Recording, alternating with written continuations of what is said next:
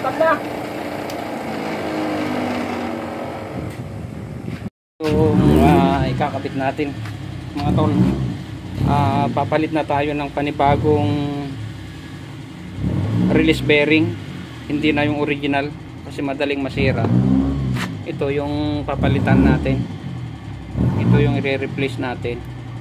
So nagpa-machine shop tayo ng bago. Ito na yun, ito yung bago. Palit na rin tayo ng clutch disc, pressure plate, dahil yung pressure plate may tama na. Ayan po natin. May salpak ko na yung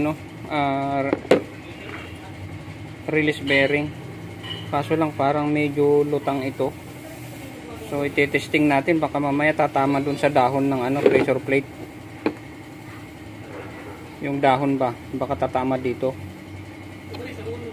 So testing natin ito yung pressure plate. Ayan, ito yung naalala ko, baka sumabit.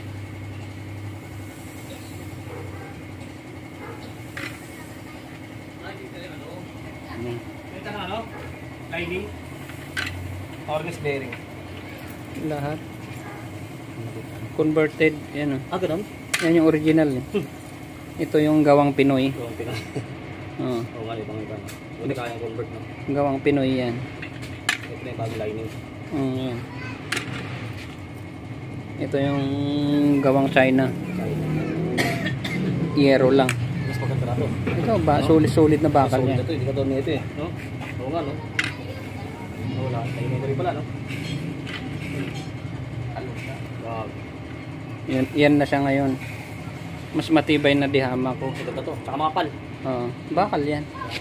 So ito lang yung itra-transfer natin ngayon. Itra-transfer natin tong spring.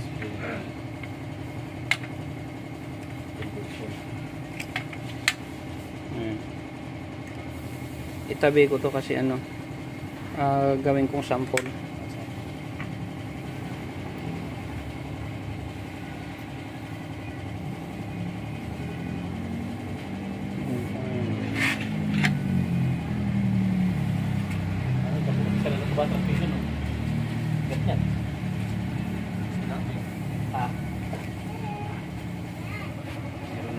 Help me, Ner. Help me. Maglaga muna.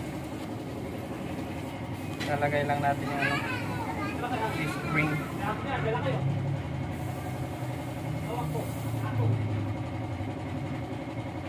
Yan.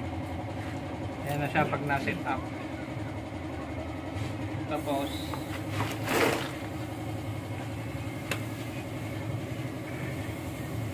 ito na siya. Hindi naman sasayad dito. Tinistin na natin yan. So wala namang wala tayong naririnig na sabit. Kasi parang medyo lutang to pero okay lang, walang tama. Tapos ganito na yung pag hinasa natin.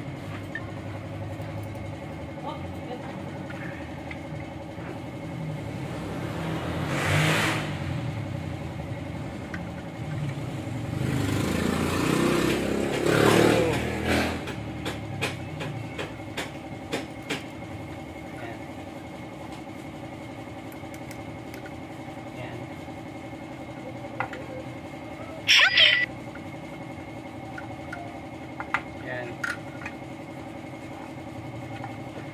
Yun. Ganyan. Salpak.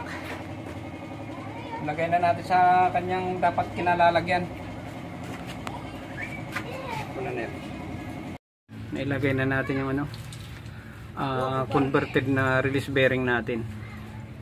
So yan na yung nagiging kalabasan niya. Yan na yung kinalabasan. Madali lang salpak. Yan na siya. Tapos yung natin, pressure plate. Yun na lang yung kakabit natin. Pressure plate natin. Yan. Pagkatapos salpak na.